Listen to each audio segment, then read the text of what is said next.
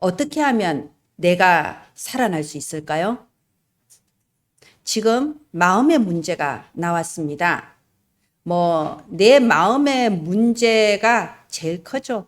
기상이변이 일어나고 전쟁이 일어나고 저기 중동 지역에서 수백 명이 죽어도 결국 중요한 거는 내가 가장 힘들잖아요. 그죠? 어떻게 하면 내가 살아날 수 있을까요? 우리 원단 말씀에 3시대 다 살아나는 절대망대. 여러분, 내가 먼저 살아나야 돼요. 나의 과거와 현재와 미래가 먼저 살아나야 돼요. 내가 그리스도 복음 안에서 정말 그 살아나는 축복을 누리면은 나머지는 따라오게 돼 있어요. 교회도 살아나게 되어 있고 내 현장도 살아나게 되어 있고 237과 후대도 살아납니다. 그런데 내가 살아나지를 못하고 있으면서 무슨 237과 후대를 살리고 교회를 살리고 현장 살리겠어요? 전부 다 부담되고 힘들기만 하잖아요. 그죠? 여러분, 오늘 하나님의 말씀 속에 내가 살아나는 그 시작의 날이 되기를 바랍니다. 여러분의 심령이 이 시간 살아나면 여러분의 육신도 살아납니다. 과거, 현재, 미래 모든 것이 다 살아나게 돼 있어요. 왜냐? 과거, 현재, 미래가 사실은 하나님의 영혼 속에서 하나로 다 연결되어 있는 거거든요. 그래서 다 살아나게 됩니다. 자, 그러려면 어떻게 해야 되냐? 첫 번째, 먼저 나 자신을 확인을 해야 돼요. 대체 내가 누구냐? 이걸 확인을 해야 됩니다. 저는 저번에 그런 영상을 한번 봤어요. 완전히 이 사람 노숙자처럼 거지처럼 살아요. 이게 다 쓰러져가는 집에 살아요. 그러면서 아침에 일어나면 1시간 반 동안 지하철을 타고, 지하철 공짜잖아요. 지하철을 타고 어딘가를 갑니다. 어디를 가냐? 어떤 교회에 가서 빵과 우유를 얻어먹어요. 정해진 날에 거기서 빵과 우유를 주니까 또 거기서 지하철을 타고 1시간 동안 갑니다. 거기는 그 교회에서 노숙자들을 위해서 교회 앞에 바구니에다가 동전을 가득 이렇게 놔뒀더라고요. 한 사람당 300원씩 가져가라고. 그러니까 그 300원을 얻기 위해서 지하철 타고 1시간 또 가는 거예요. 그러면서 그렇게 피곤하게 100원, 200원 빵 하나 우유 하나 먹고 살려고 애를 쓰다가 드디어 이제 밤이 되면 그 오막살이 집에 가서 잠들어요. 그런데 보십시오. 알고 보니 이 사람이 7, 80억 대의 부동산 부자인 거예요. 도대체 왜 이렇게 사냐? 이러니까요. 이 사람은 뭐라고 말하냐? 이 집이 4명이가 아니고 우리 누나와 매형들하고 지금 여러 가지 이렇게 분산돼서 지금 그 소송이 걸려 있다는 거예요. 그래서 누나들이 나를 좀 살게 해줘야 되는데 나를 거지로 만들려고 재산을 뺏어가려고 지금 다 이렇게 다 소송이 걸려 있어서 이게 해결되기 전까지는 이걸 팔 수도 없고 어떻게 할 수도 없고 내가 이렇게 산다는 거예요. 돈 100원 아끼려고 산다는 거예요. 그런데 등기소에 가보니까 전부 다 이 사람 명의로 돼 있어. 이미 몇십 년 전에 누나들이 다 양보한 거예요. 니 해라. 그러면서 누나들은 다 미국 가서 지금 돌아가실 나이 다 돼 있어요. 근데 이 사람은 여전히 그 속에 부동산이 찾아와도 동네 사람이 말을 해도 어떤 사람 말해도 안 믿는 거예요. 나는 지금 소송이 걸려 있어서 이거 해결되기 전까지는 아무것도 할 수 없다는 거예요. 이게 뭐죠? 내가 그렇게 7, 80억의 재산이 있으면 뭐합니까? 내가 거지처럼 살고 있는데. 내가 그러고 살고 있는데. 그래서 나를 먼저 확인을 해야 돼요. 그래야 내가 살아나는 거예요. 예, 다음 화면 해주십시오. 여러분, 나는 어떤 사람이냐? 여러분은 어떤 사람이냐? 여러분, 제가 진실로 말씀드립니다. 여러분은 하나님과 언약적인 관계를 맺은 사람들이에요. 여러분과 하나님과는 언약적인 관계가 딱 이루어졌어요. 이게 엄청난 말이에요. 여러분, 창세기 6장에 이 홍수가 나서 다 썰려 내려가서 죽는 시대예요. 이미 그 눈에 보이는 홍수 이전에 죄의 홍수, 네피림의 홍수, 마귀의 홍수 속에서 다 죽는 시대예요. 그런데 하나님께서 노아 한 사람에게 이렇게 말합니다. 그러나 너와는 내가 내 언약을 세우겠다. 여러분, 그 은혜가 여러분한테 임한 거예요. 그러나 모든 사람이 지옥을 향하여 달려가고 저주와 재앙 속에 있어도 그러나 너만은 내가 언약을 세우겠다. 하나님이 여러분 한 사람 한 사람을 창세전에 선택해서 그러나 나는 너와 언약을 세우겠다. 모든 사람이 너를 배신하고 너를 떠나도 나만은 너와 언약을 세우겠다. 여러분과 하나님은 언약적인 관계예요. 만약 언약이 없다. 언약이 없는 존재가 있어요. 그게 마귀 사탄입니다. 여러분 언약이 없으면 마귀 사탄 그 지옥이라니까요. 그런데 여러분은 하나님과 언약적인 관계예요. 그러면 여러분은 어떤 사람이냐? 너무나도 소중하고 존귀한 언약의 사람들이에요. 자, 여러분 나 자신에게 입을 열어서 나 자신에게 말해주세요. 나는 소중하고 존귀한 언약의 사람이다. 자, 시작. 나는 소중하고 존귀한 언약의 사람이다. 이게 하나님의 음성이에요. 여러분은 하나님과 언약적인 관계를 맺은 언약의 사람입니다. 자, 그래서 여기 25절 한번 보세요. 25절에 보면요. 내 영혼이 진토에 붙었다고 되어 있습니다. 먼지구덩이에 내 영혼이 말라 붙어버렸습니다. 여기 또 28절에 보세요. 내 영혼이 눌림으로 말미암아 녹사오니 이게 내가 누군지를 모르는 거예요. 아까 그 7, 80억 가진 거지처럼 이미 영혼이 눌어 붙어버렸고 녹아버린 거예요. 의심과 미움과 그 고통 속에 녹아버린 거예요. 진토에 눌려버렸어요. 그런데 어떻게 해야 됩니까? 살아야 될 거 아닙니까? 그죠? 많은 사람들이요, 이 코로나 지나가면서 거의 더 심해졌어요. 여러분 보기에는 활기차 보이고 잘 나가는 것 같은 사람도 조용히 대화해 보세요. 거의 눌려붙어 있습니다. 그래서 혼자 있는 시간에 밤에 잠들기 직전까지 막 사람들이요, 뭐 스마트폰 틀어놓고 막 이래요. 왜요? 잠들기 전에 이 우울감이 나를 짓누르니까 그런 거예요. 그러니까 많은 사람들이 이렇게 고백을 해요. 내일 아침이 안 왔으면 좋겠다. 그냥 내일 아침이 오지 않았으면 좋겠다. 왜? 내 존재 자체가 힘든 거예요. 내가 왜 살아야 될지 모르겠어. 그러면 옆에 사람한테 누가 뭐 물어볼 수도 없어요. 당신은 왜 사느냐고. 물어볼 수가 없는 거예요. 삶의 이유가 요만큼도 발견되지가 않으니까는 내일 아침에 안 왔으면 좋겠는 거예요. 아침에 일어나면 오늘 하루 살아갈 일이 까마득하게 느껴지는 거예요. 그게 마음의 병이에요. 그게 영혼이 진토에 짓눌렸다고 합니다. 여러분 깜짝 놀라겠지만요. 여러분뿐만이 아니고 지금 대부분 사람들이 그 상태예요. 많은 사람들이 가리고 포장하고 있을 뿐이에요. 왜? 항상 그렇게 살아왔기 때문에 이게 정상인지 알고 사는 거예요. 병이 걸렸고 그게 너무나도 병들고 비정상 상태인데 원래 그런 줄 알고 사는 거예요. 아닙니다. 마귀에게 영혼이 짓눌러져 버린 겁니다. 어떻게 살아날 수 있을까요? 오늘 25절 뭐라고 되어 있습니까? 주의 말씀대로 나를 살아나게 하소서. 또 28절에 주의 말씀대로 나를 세우소서. 여러분 하나님과 언약적인 관계를 맺은 언약의 사람은요. 주의 언약의 말씀으로만 살아날 수 있습니다. 내가 하나님의 언약이 없는 사람이다. 내가 하나님의 언약 밖에 있는 사람이다. 이런 사람은요. 언약의 말씀이 소용이 없어요. 여러분 죽어버린 나무를 아무리 물을 주고 햇빛에 놔둬보세요. 안 살아납니다. 이미 죽었거든요. 절대 그냥 죽은 상태 그대로 있어요. 그러나 생명이 조금이라도 남아있는 나무는요. 물을 주고 햇빛에 두면요. 며칠만 지나면 조금이라도 살아납니다. 이파리가 나오게 돼 있어요.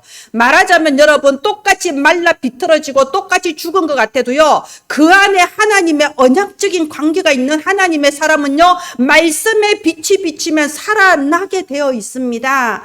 반드시 하나님은 언약의 백성에게 말씀을 주시고 그 말씀대로 살아나게 하십니다. 그래서 119편에서 가장 중요한 구절이 105절이에요. 주의 말씀이 내 발의 등이요 내 길의 빛이니이다. 하나님의 말씀으로 내가 소성되어 살아나는 겁니다. 그러면 삶의 이유가 깨달아져요. 이걸 언약의 비전이라고 해요. 하나님의 말씀 속에서 내 삶의 비전이 보이기 시작하는 거예요. 내가 무엇을 위하여 살아야 될 것인가? 하나님은 내 삶에 어떤 말씀을 이루시려고 하는가?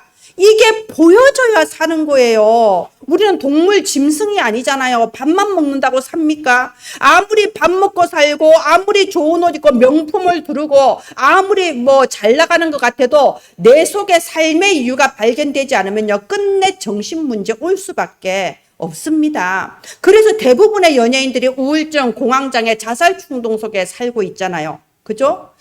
여러분, 세계적인 심리학자 중에 칼 융이라는 심리학자가 있어요. 이 칼 융이라는 심리학자가 이런 말을 남겼습니다. 제가 잠깐 읽어드리겠습니다. 지난 30년 동안 모든 문명국의 사람들을 상담하고 환자 수백 명을 치료했다. 그 결과 인생의 후반부, 즉 다시 말해 35세가 넘은 환자들은 단 한 명도 예외 없이 인생에 대한 종교적인 관점을 찾지 못해 문제가 생긴 사람들이다. 이들이 아픈 이유는 종교가 신도들에게 심어준 믿음을 잃었기 때문이라고 해도 좋다. 그 누구도 종교적 관점을 회복하기 전까지는 치유되지 않았다. 여러분, 원래 많이 배운 사람들은 말을 어렵게 해요. 그게 지식의 저주라고 합니다. 자, 그런데 쉽게 말해 이겁니다. 아무리 심리 치료를 하고 아무리 좋은 말을 듣고 아무리 좋은 책을 읽으면서 내가 나를 세워 보려고 해도요, 결국 하나님의 말씀이 내 안에 들어오지 않으면요, 이건 소용이 없는 거예요. 35세가 되기 전까지 말하자면 좀 나이가 어렸을 때는 뭔가 내가 해보면 되지 않을까? 아니, 내가 열심히 하면 내가 이겨낼 수 있어. 그런데 35세, 이제 철이 좀 들면요, 그만큼 아무래도 철이 생기거든요. 나이 들면. 그러면은 이게 회복이 돼야 되는 거예요. 내 영혼의 가장 깊은 곳에 하나님의 말씀이 내게 회복이 돼야 되는 거예요. 이게 안 된 상태에서는 아무리 해도 안 되는 겁니다. 소용이 없다는 겁니다. 하나님의 말씀 속에 내가 언약의 비전이 딱 보여지면요, 어떤 일이 벌어지냐. 히브리서 4장 12절에 하나님의 말씀은 살았고 운동력이 있어 좌우의 날선 어떤 검보다도 예리하여 내 영과 혼과 육을 찔러 쪼개고 마음의 생각과 뜻을 판단하신다. 말하자면 말씀이 내게 딱 들어와 버리면요, 내 육신까지 살아나는 거예요. 내 신경세포 하나까지 살아나는 거예요. 그런데 이 말씀 하나가 없어서, 하나님의 자녀가 하나님의 언약 하나가 없어서 신경세포까지 죽어버리고 암이 걸리고 여러 가지 문제가 와버리는 겁니다. 우울증, 정신문제 다 와버리는 겁니다. 오늘 하나님의 말씀 속에 내 삶의 이유를 찾기를 바랍니다. 그게 언약의 비전이라고 해요. 반대는 어떤 사람이냐? 한마디로 광야에 있는 백성들 생각하면 됩니다. 이 광야에 있는 백성들은요, 말씀 속에서 언약의 비전을 잡지를 못했어요. 그러니까 육신의 눈만 밝아지잖아요. 그러니까 맨날 불평불만하는 거예요. 모세가 딱 본 거는 언약의 비전이거든요. 우리가 저 가나안에 들어갈 것이다. 저곳에서 하나님께 예배드릴 것이다. 언약의 비전을 딱 잡았어요. 저 가나안 땅에서 그리스도가 오실 것이다. 언약의 비전이 아주 확실하니까 어떤 경우에도 문제가 될 게 없어요. 그런데 대부분의 이스라엘 백성들은 그 언약의 비전이 없는 거예요. 그러니까 육신의 눈만 뜨니까 왜 배가 고프다, 왜 목이 마르다, 뭐 온갖 말을 다 하는 거예요. 그리고 결국 어떻게 됐습니까? 살려고 나간 광야에서 오히려 죽어버렸잖아요. 내가 살려고 신앙생활 시작했는데 오히려 그 속에서 죽어버린다니까요.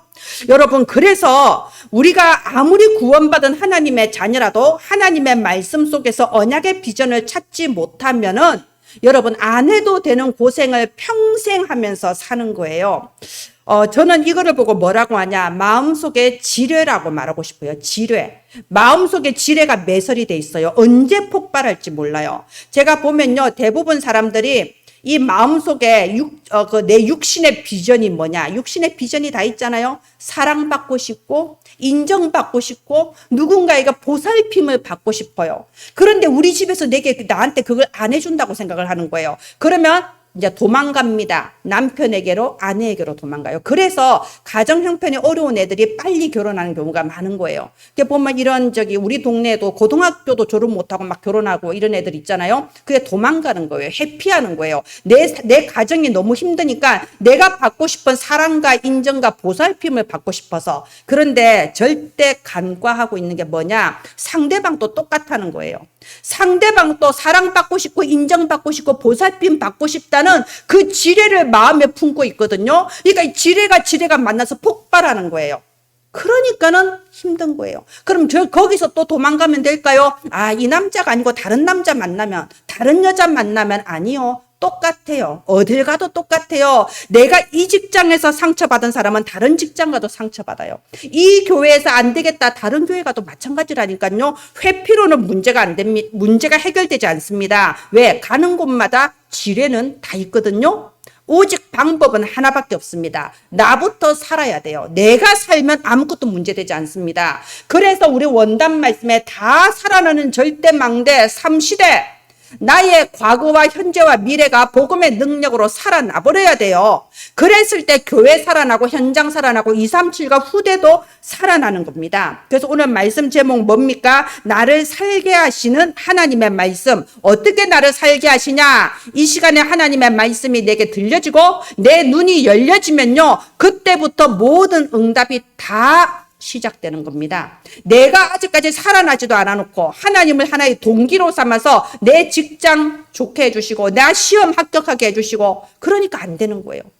내가 먼저 일단 이 시간에 말씀이 내 마음에 들어오고 내 영안이 열려지고 내가 살아나야 되는 겁니다. 자, 모세를 보세요. 모세는요, 이 영안이 열려지지 않았어요. 육신의 눈만 밝았어요. 그때 뭐라고 했습니까? 네가 저 출애굽 이 명령을 딱 내릴 때 뭐라고 했나요? 난 못한다고 했습니다. 왜냐하면 육신의 눈이 밝으니까 안 되는 게 당연하잖아요. 안 될 조건이 가득하잖아요. 애굽이 어떤 나라인데 지금으로 치면 미국 같은 나라예요. 내가 뭐라고 처가살이하는 80세 노인 내가 뭐라고 저 애굽에 가서 바로왕 앞에 가서 뭐라고 하겠습니까? 말하자면 육신의 눈을 뜨고 봤을 때는요, 안 될 조건, 절대 불가능이 가득한 거예요. 그러니까 하나님이 명령하셔도 못합니다. 보낼 만한 사람을 보내시옵소서. 그런데 언약의 비전에 눈이 딱 열린 거예요.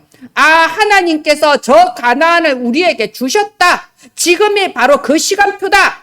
이게 눈이 딱 열려버리니까요, 아무것도 문제될 게 없는 거예요. 지금까지 안 된다고 못한다고 생각했던 모든 조건들이 바로 이때를 위해 하나님이 다 준비를 하신 거구나. 나를 준비하시고 모든 것을 준비하셨구나. 이거 보는 눈이 딱 열리는 겁니다. 그러면 어떻게 되나요? 오늘 우리 32절 말씀대로 내가 주의 계명들의 길로 달려가리이다. 하나님이 주신 그 언약의 비전을 향하여 내가 그 길로 달려가리이다. 앞으로 나아갈 수 있는 겁니다. 이렇게 언약의 비전을 보는 게 굉장히 중요한데요. 그러면 기도가 달라져요. 말이 다 달라지게 돼 있습니다.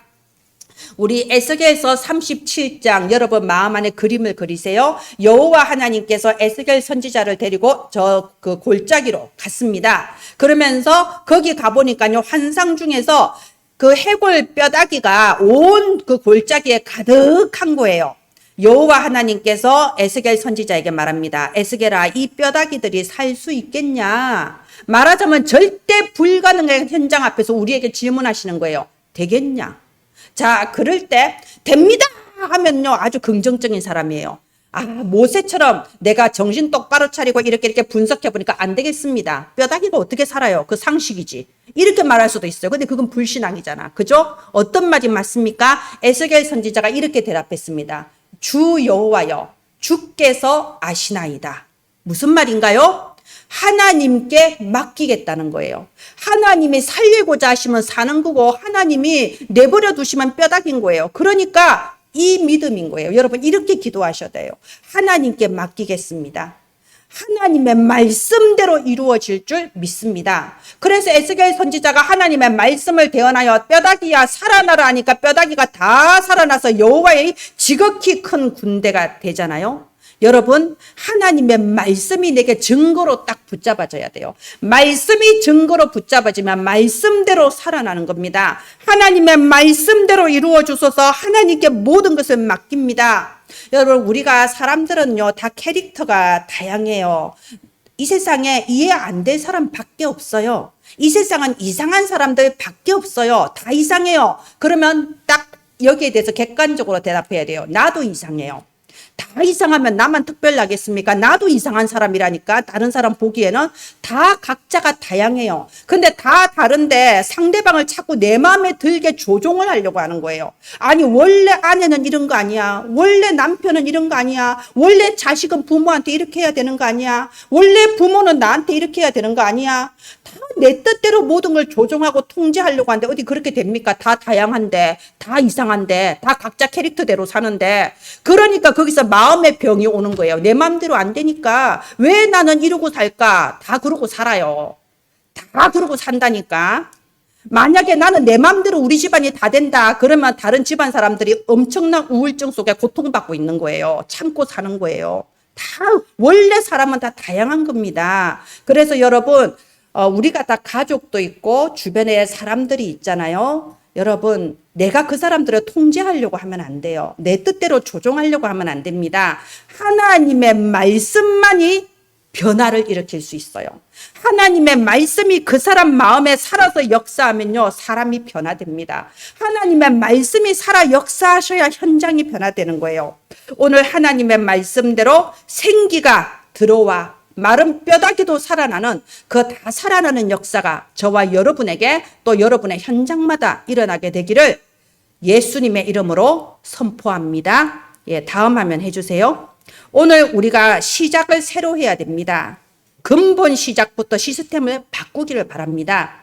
구원의 축복 안에서 새로 시작해야 돼요. 여러분 기억하세요. 내가 지금까지 다 해왔던 거 무너지는 게 당연해요. 안 되는 게 당연해요. 시스템을 완전히 바꿔버리십시오. 구원의 축복 안에서 새로 시작해야 돼요. 구원의 축복이 뭐냐? 한마디로 내가 언약 안에 들어온 거예요. 여러분 마가복음 5장 7절에 보면요. 이 마귀 귀신이 예수님한테 이렇게 부르짖습니다. 하나님의 아들 예수시여 우리가 당신과 무슨 상관이 있나이까? 맞아요.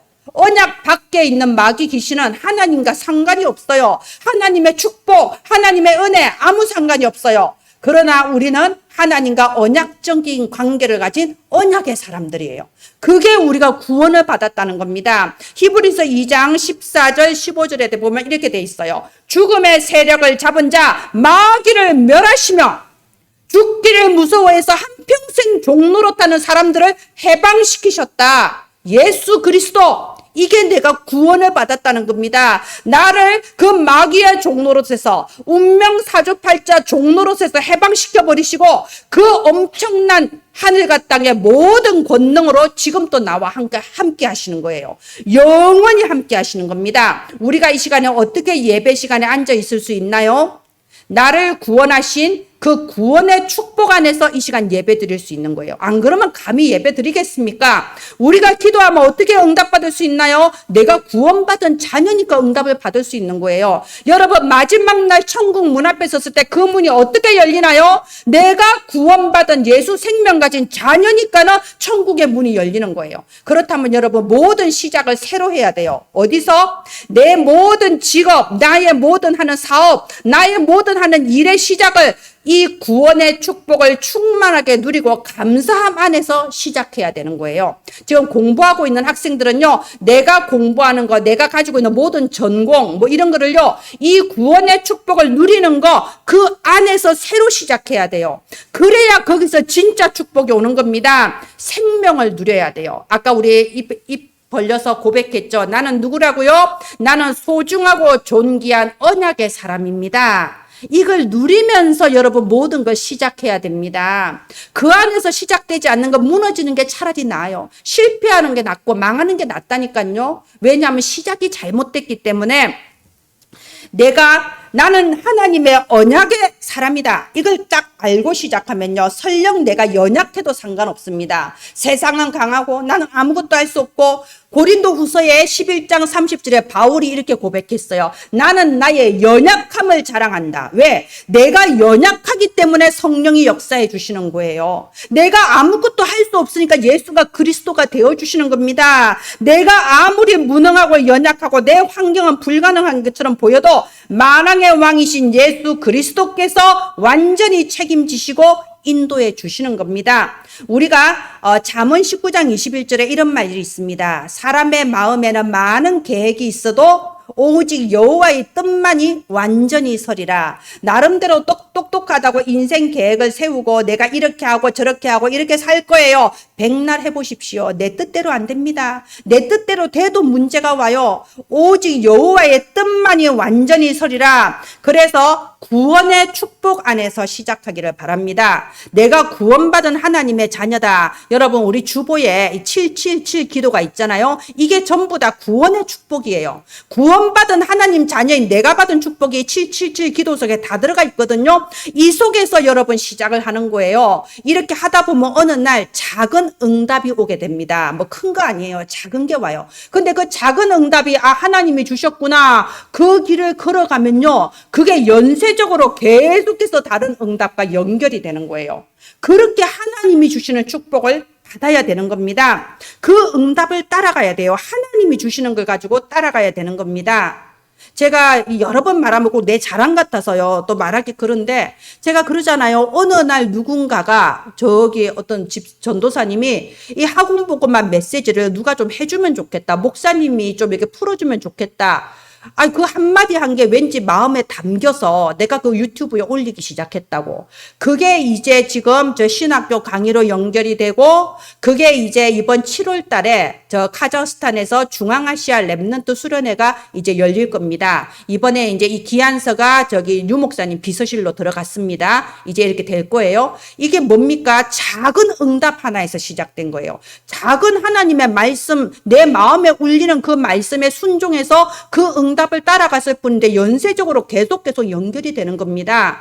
그래서 여러분 시작을 바로 해야 됩니다. 가다 보면요. 어떤 문제나 어떤 그런 게 생길 수 있어요. 여러분 문제 걸림돌은 당연히 있는 거예요. 문제가 없으면 공동묘지 가야 된다니까. 그러면 거기에 대해서 부정적인 확신을 가지면 안 돼. 아까 영상에 나왔잖아요. 잘못된 믿음이 딱 생기는 거야. 난 뭘 해도 안 돼. 여러분 그렇게 하지 마시고 기도하셔야 돼요. 하나님, 왜 내게 이런 문제가 있습니까?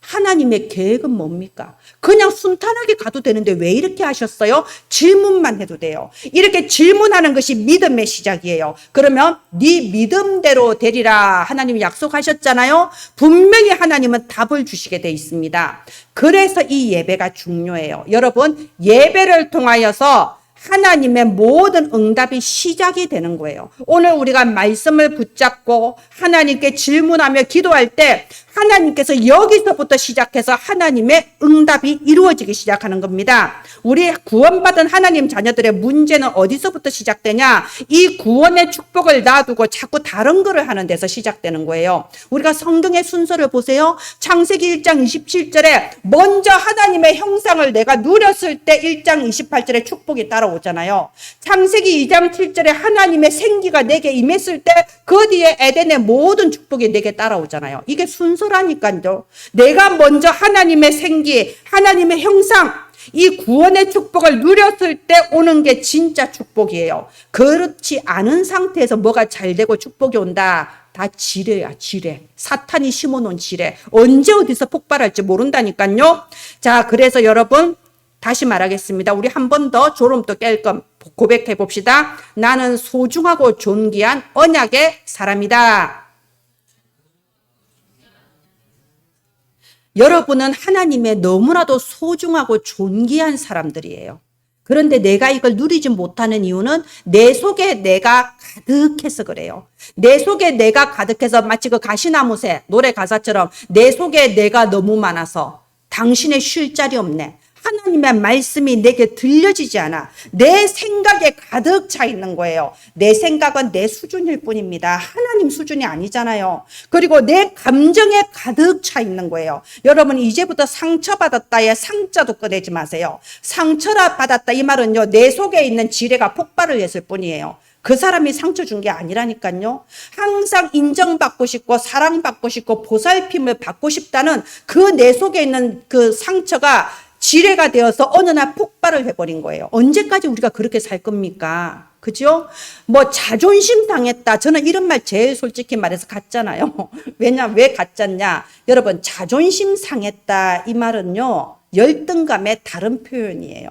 나는 소중하고 존귀한 언약의 사람이다. 이게 확실해 버리면요. 다른 사람이 나한테 어떻게 했다고 내 자존심 상할 일이 없습니다. 그 사람이 사람 보는 눈이 없고 그 사람이 영안이 어두워서 이상한 말 한 건데 그것 때문에 왜 내가 좌우돼요? 그게 연약함, 열등감이라니까요. 여러분, 내 감정에 속지 마세요. 내 생각에 속지 마세요. 그래서 구원의 축복을 누리지 못합니다. 나는 하나님의 소중하고 존귀한 언약의 사람이다. 이것만 붙잡으세요. 나머지 다 속이는 거예요. 예, 다음 화면 해주세요. 그래서 우리는 말씀의 증거를 붙잡고 시작하면 됩니다. 그러면 다 살아납니다. 오늘 또 하나님의 말씀을 증거로 붙잡기를 바랍니다. 내가 하나님의 말씀의 증거를 놓치면요, 뭘 놓치냐? 나는 계속해서 시간표를 놓쳐요. 하나님께서 응답을 주시는데 내가 그걸 모르고 그냥 넘어가 버리는 거예요. 항상 응답의 시간표를 놓쳐버린다니까요. 그리고 나와 내 주변의 영적 세계가 사탄이 장악을 해버려요. 여러분, 눈에 보이는 세계가 다가 아닌 거 아시잖아요. 여러분과 여러분의 가정과 자녀와 직장의 모든 그 눈에 안 보이는 영적 세계를 마귀가 장악을 해버려요. 그럼 어떤 일이 벌어지냐? 여러분의 가장 친한 사람이 여러분한테 상처를 주기 시작합니다. 왜? 영적 세계가 이미 장악돼 버렸다니까요.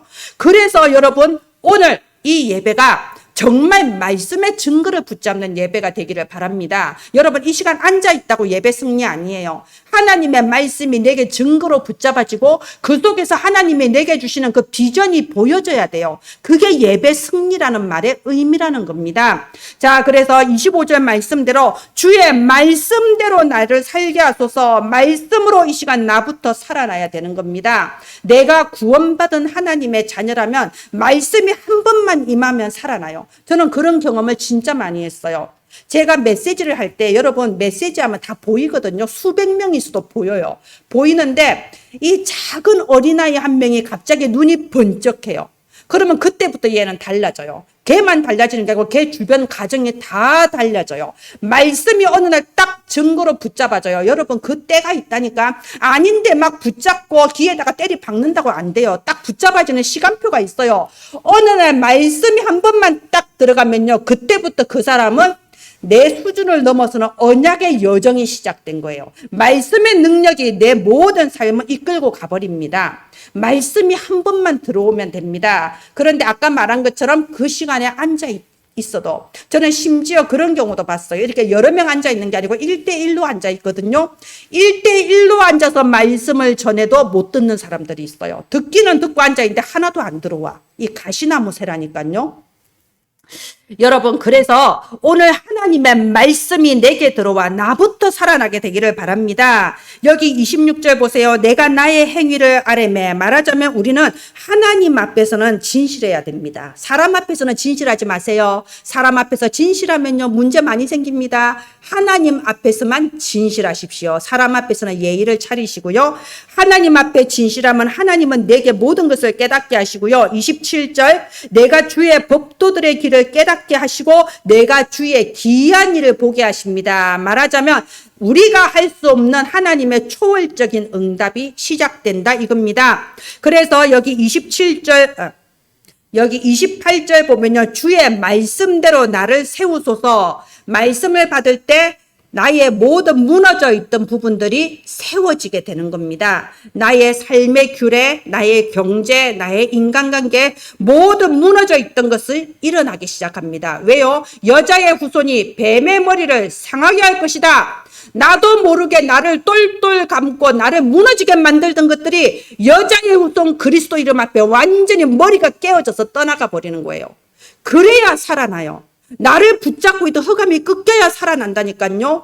여자의 후손 그리스도 언약의 말씀이 여러분한테 각인될 때 하나님은 나를 이렇게 세워주시는 겁니다. 그래서 29절에 거짓 행위를 내게 떠나게 하시며 하나님 앞에 진실하셔야 됩니다. 그래서 30절에 내가 성실한 길을 택하고 주의 규례를 내 앞에 두었나이다. 하나님의 말씀이 내 앞에 길이 되는 거예요. 말씀이 나의 길이 돼서 내 미래를 보여주시는 겁니다. 그래서 32절에 주께서 내 마음을 넓히시면 내가 주의 계명들의 길로 달려가리이다. 지난주에도 말씀드렸습니다. 다른 거는요, 중요하지 않아요.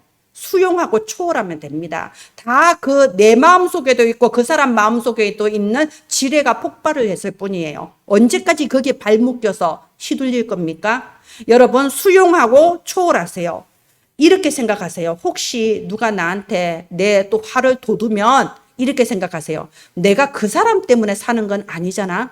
여러분 직장 상사 때문에 태어났습니까? 여러분 내가 그 사람 때문에 인생 사는 거 아니잖아요. 그죠? 나는 얼마나 소중하고 존귀한 존재인데 그렇다면 휘둘릴 필요 없어요. 수용하고 초월하면 됩니다. 왜냐? 내가 가야 할 길은 따로 있잖아요. 뭔가요? 내가 있는 현장에 하나님은 망대를 준비해 놨어요. 제자들을 준비해 놨어요. 그러면 원단 말씀 붙잡고 1,000망대를 향하여 도전하면 되는 겁니다. 여기 36절, 37절 보면요.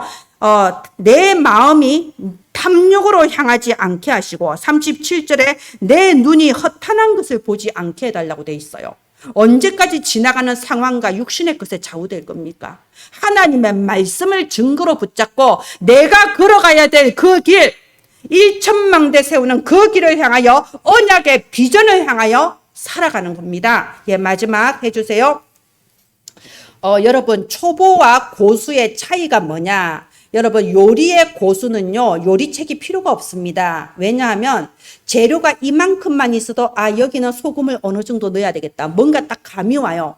재료가 이만큼 있으면 그럼 여기는 어느 정도 넣어야겠다. 감이 오거든요. 그래서 고수는요 굳이 요리책을 보고 계량을 할 필요가 없습니다. 그리고 실제 요리 잘하는 사람들은 간을 한 번도 안 보고 만들어도 맛있게 만들어요. 딱 감이 오거든요. 어느 정도 넣으면 되겠다. 근데 초보자는 어떤가요? 요리책을 보고 이 계량을 해야 돼.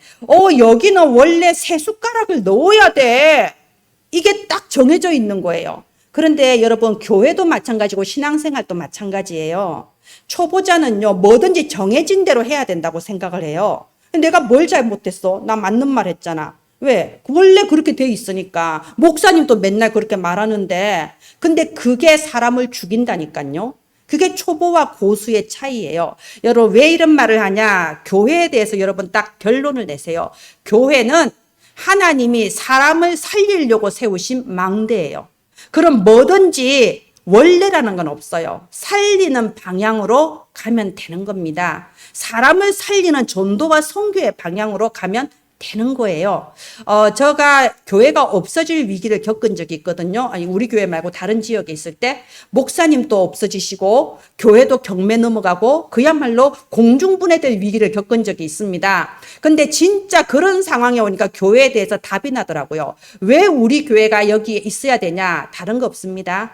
교회는요. 별거 없어요. 제가 이렇게 생각했어요. 내가 이렇게 현장에서 맨날 전도하고 영접시키는데 아니 데리고 가서 우리 교회 목사님입니다. 인사시킬 사람은 있어야 될 거 아니요. 일요일에 교회 오십시오. 데리고 갈 때는 있어야 될 거 아니에요. 근데 그게 없어질 상황에 처하니까 내가 그동안 교회에 대해서 가지고 있던 모든 불평불만이 다 사라져 버리더라니까요. 여러분 교회는 하나님이 세우신 망대예요. 이 지역을 살리기 위한 전도의 베이스 캠프입니다. 그리고 병든 사람들이 교회에 와서 힘을 얻고 돌아가는 곳이에요. 여기서 올바른 길을 가르치고 정죄하고 죽이는 게 아니라니까요. 힘없고 살게 해줘야 되는 겁니다. 주일에 와서 하나님의 보좌의 축복을 강단을 통하여 흘러나오는 그 축복을 누리고 돌아가는 곳이 바로 교회라는 겁니다. 그렇다면 여러분 다른 거는 다 지뢰예요. 지뢰에 속아 넘어가지 마세요. 원단 말씀 딱 증거를 붙잡으세요. 하나님 아이들의 딸, 이방인의 딸, 평강의 딸을 만들 수 있을 만큼 나를 축복해 주시옵소서. 내게 경제 축복을 주시옵소서. 내 현장에 당연히 축복해 주옵소서. 그래야 내가 그 축복으로 교회를 살리고 아이들의 딸, 이방인의 딸, 평안의 딸을 만들 수 있습니다. 언약의 말씀 붙잡고 당당하게 기도하세요. 하나님은 반드시 언약대로 이루십니다. 예, 기도하겠습니다. 하나님 은혜를 감사합니다. 오늘 주신 하나님의 말씀을 증거로 붙잡고 새롭게 시작하게 하여 주시옵소서. 우리는 그동안 너무나도 힘든 고비를 넘어왔습니다. 우리가 죽을 것 같은 상황에서도 하나님의 말씀을 붙잡고 살아났고 말씀이 우리를 살게 하셨습니다. 그러나 우리의 어떤 의지력이나 우리의 어떤 노력으로 되지 않습니다. 내 노력에 억만 배를 초월하는 보좌의 권능으로 역사하여 주시옵소서. 이제는 시스템이 바뀌게 하셔서 하나님이 주시는 참된 응답을 누릴 수 있는 시작의 날이 되게 하옵소서. 살아계신 주 예수님 이름으로 기도합니다. 아멘.